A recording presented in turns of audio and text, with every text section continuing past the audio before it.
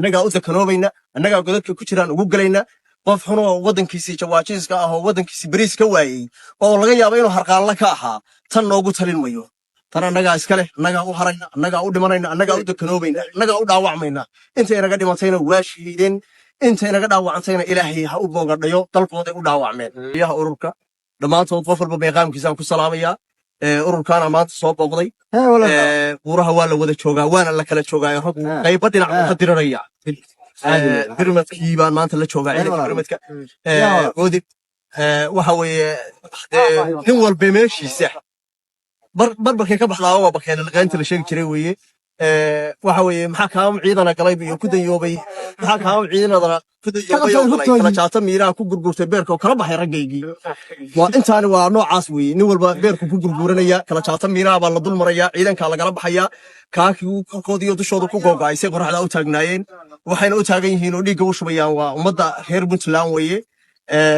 waxa weeye intaasoo geesiya iyo inta inaga dhaawaca ilaahay inoo caafiyo inta inaga dhimatayna ilaahay ha u naxariisto intaani iyo ragga reer Puntland oo ciidankaahi ay nool yihiin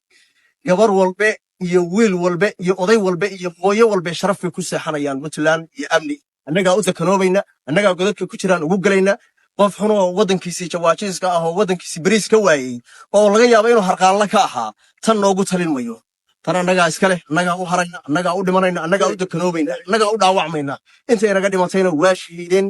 inta inaga dhaawacantayna ilaahay ha u boogadhayo dalkooday u dhaawacmeen xaniyahooday u shiileen dalka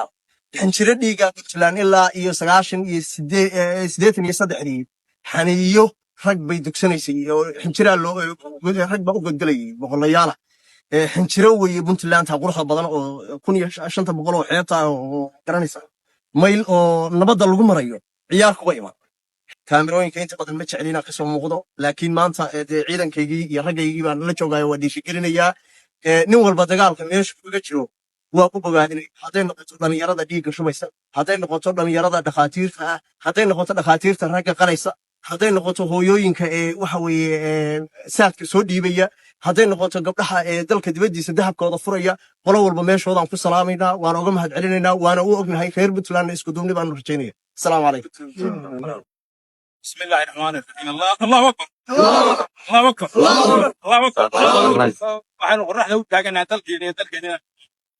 muddo ku soo disay xataaka oo ka timid dalka ajnabiga ku soo inaan dalkeena qorona meeshay galaan inaan ka soo qabanno diyaan mawti ninkii ku dhinta waa hurtan ninkii ku dhinta maanta dagaalka ku dhinta waa hurtan waayo nin dalka ku soo duulay oo dhibaato ka sameynaya haddii ka hortagin hadda waxaad inoo kuweed baata waxa inoo ballana oo isku daarsanay in alla nimankaas al-shabaabka iyo daacish ma alla meeshay galaan inaan qolno guriyada aan ka saarno inoo ballamata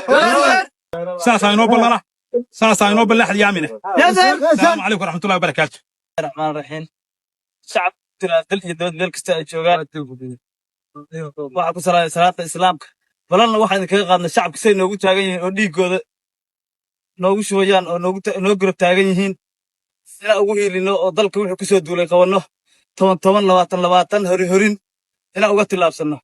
madaxweynaha Puntland balan waxa uga qaadanaa meel kasta ay kalaan ila uga tabagalno waa maalin weyn waa maalin farxadeed waxaana soo booqday waankeena reer Puntland waankeena Soomaaliyeed farxad diraac difaaca iyo furmaha jiida hore ee buraleyda caalamiskaad waxa u taagana halkaas dalkeena iyo dadkeena soo difaacnay waa inta waanka iyo saraakiisha ugu horeysay sheegeen waxaana ogaataa qof walba reer Puntland taariikhda cusub doonta dagaalkaas aan kula jirno khawaarij iyo dadka ajaanibta dalkooda diinta ay dalkooda kaga soo tageen oo rabaan inay Puntland ay anaga diin uga dagaalaan